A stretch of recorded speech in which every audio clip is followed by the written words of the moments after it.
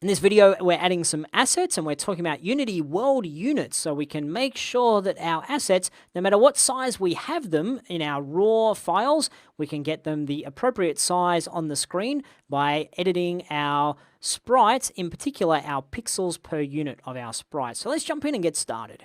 All right, a little bit of housekeeping first of all. I'm just going to delete my gameplay game object that I brought over in the last lecture, just because we don't need that just yet, just at the moment. What do we need to do? Well, we need to bring in some assets into our game. I'll do that by creating, first of all, a new folder in our assets directory. Right-click, create a folder, which I'll call sprites. So we have a nice cozy home to put our sprites into. Double-click that to open it up. I've given you some resources against this lecture, a zip file, block breaker starting assets that you can download and then unzip. Right-click and unzip. That will create a block breaker starting assets folder. Double-click in that folder. Grab all of these assets, there should be 6 of them, drag them down into your sprites folder. Okay, cool. So what's next? Well, we need to have a little bit of a conversation about Unity World Units. What do I mean by that? Well, let's take the camera as an example here. Within Unity, because we're in 2D mode, we have units that Unity counts in. It doesn't mean anything. It's not meters, it's not yards, it's not kilowatts of Newton power. I don't think that's an actual thing, but it sounds cool. It's just units, and we get to decide what it means. We could arbitrarily say, well, they're meters, or they're centimeters, or they're just units. And when we look at the camera, how do we know the size of the camera in terms of how many units it will be showing us in world space? If I click back over here, click on main camera, you can see currently our camera size is 5. And we're talking just about orthographic camera here at the moment. This is a camera we're using in 2D mode that isn't showing us any difference in the objects based upon how far away from the camera they are. That's what an orthographic camera does. No matter how far they are, it just shows them as they are, whereas a perspective will give you perspective based upon your world objects. Okay, so we're using orthographic. It's currently 5. What does that mean? Well, in my example here, I'm going to use a value of 3 for my camera, and that means the orthographic camera size is half of the total height of the camera. For size 3, it means that from the middle of the camera to the top of the camera is 3 Unity World Units. Therefore, the total height of the camera is 6 world units. Because we're using a 4:3 camera, that means if we have 3 units up, we're going to have 4 units on the x-axis. So the total width of the camera is going to be 8. In my example, I'm going to make our camera 6. Why 6? Well, just because I've played around with it a little bit, and that seems to be a good number. It's one of those things that there's no absolute. If we have a number that's smaller, then things are going to be, our assets are going to be a lot bigger because our camera is smaller relative to the objects. If we make our camera massive, then our sprites are going to be little tinsy tiny things on the camera here. So make it 6 just because I know 6 is an okay number to have as a starting point, but it's not, it doesn't really matter what the number is so long as everything works in harmony. Okay, and the next thing I'm going to do is to bring in my background image. The way we do that is just simply drag it on in, and there we go. We've got our background image into the scene. What I want to do is change the pivot point of my background so it's in the bottom left of my image so that we can start counting. If we go back to our camera example here, at the moment we have our 0, 0, and our camera's middle point, the middle of the camera is at 0, 0. It's a little bit easier if we have the camera's bottom left and our background bottom left being the 0, 0 point. That way anything we count up to the right or up to the top is just counting up in positive numbers from the 0, 0 point. So the way we do this is to change the pivot point on our sprite. Click on your sprite, and you'll see over in your inspector a sprite editor button. We'll click on that. Right in the middle there's a little blue circle. We can drag that down to the left. If you hold control, it will snap. We could snap to the middle or the top or to the right, any spot we want, or we can come down here to where it says pivot and just select bottom left. Once we've done that, click apply. And now, and we'll close down that window, now you'll see our image, blink, snaps up to where its pivot point is now at 0, 0, and you can see that it's shifted itself up here a little bit. So let's shift our camera as well, but we need a little bit of science here. So I move our camera roughly into place, but you can see our camera is bigger than our background, or our background is smaller than our camera. How do we get the two to line up? Well, I've started with my anchor point of size 6 camera. So I'm going to work everything around the fact that my camera is size 6. So we need to have our image fit that. If I click on my image, I can see that the background, make this a little bit bigger here, my little display window, is 1440 by 1080. It's already in 4:3 aspect ratio, which is good, 1440 by 1080. So how do I get it to fill the camera completely? I'm going to pop up my calculator here. What do we know about the height of our background? We know that our height's background is 1080, because we can see it over here. The height is 1080. And we know that our camera height, because it has a size of 6, it's back to my diagram over here, because it's a size 6, that's half of the total height. Oh, I forgot my little arrow before. Okay, that's half of the total height, so that means the total height is 12. So looking at my calculator, where have you gone, calculator? I could get you back here. My calculator is all big on the screen. So if we have 1080, we divide by 12 because our camera is currently taking up 12 Unity World units.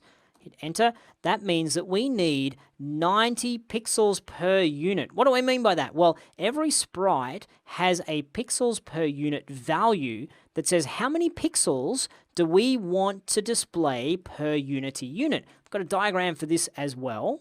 So let's consider a block which is, say, 128 by 128. If we want to have each block take up 1 unit in Unity World Space, 1 Unity unit, then we would say 128 pixels per unit.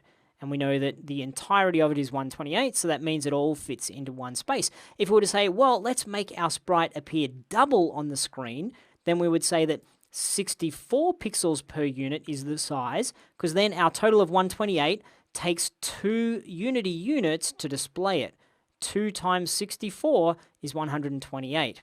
Back to our current example, if we have our world, our image here, our background, that's what I'm going for, and we type in 90 and scroll down, hit apply, it's going to fill our camera completely. When we move our camera into position a little bit better, blonk, it'll fill our camera completely because we know that the pixels per unit, 90 pixels per unit, adds up, if we have 12 units, adds up to 1080 pixel size.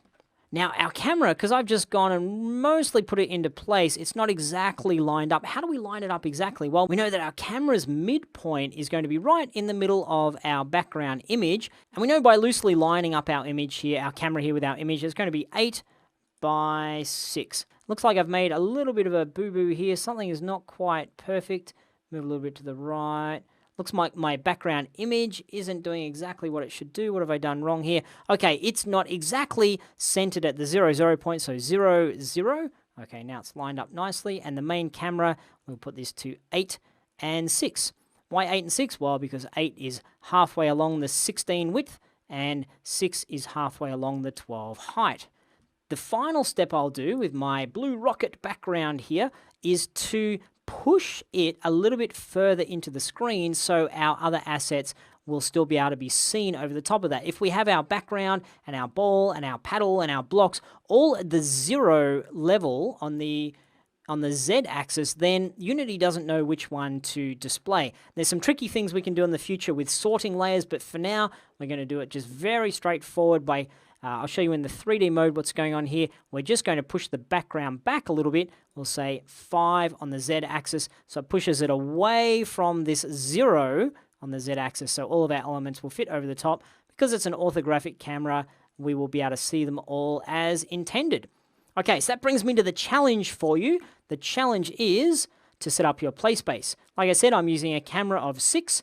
I want you to add a background which fills the play space. If you're following along with me just now, then you've done that already. Also, add a block and get it to the size that you would like it. Add a paddle and add a ball and get those to the size you would like it. There's no right or wrong, but have a think about how large you want your game to feel, how large you want the ball and the paddle relative to the blocks. So jump in, add those elements into your scene, and I'll see you back here in a moment. Okay, next up I will add our paddle, just simply dragging it into the scene. You can see when I do that, it makes a game object called paddle, as was the case with the background. We'll tidy up our structure in our hierarchy soon, but for now we're just getting our sizes figured out. So I've dropped in my paddle, I'll drop in the ball, that's way too big, and I'll drop in one of my blocks, that's also way too big.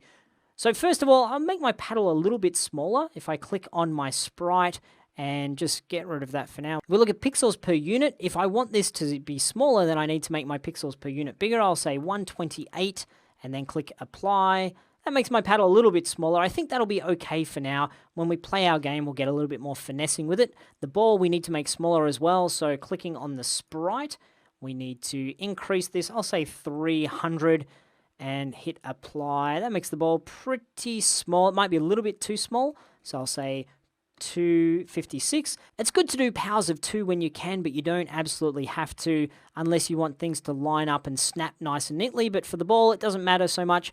256, a little bit bigger. I think that's not too bad. For my block, I will do this a power of 2 because I want it to line up nicely based upon the grid for our Unity units. I don't want overhang. So I click on my square block and we will try a value of 128. And you remember this block is 128 by 128. So that means one block will be exactly one Unity unit. If I make it 128, click apply. That would mean from left to right, I would have 16 blocks if I filled it the whole way. I think that's going to be a little bit too few. The blocks are going to be a little bit too big. So I'm going to try doubling it. We'll make it 256. Click apply. Okay, now it's pretty small, but I'm gonna start with this in terms of the size of that. It's pretty small, but I think that will be okay. So now I have my block, I have my ball, I have my paddle, I have a background. We're all ready to go. We've got our things set up. In our next video, we can start to get a little bit more functional with getting some gameplay in there, hooking up some physics and playing around with the gameplay itself. So great work in this video, and I'll see you again very shortly.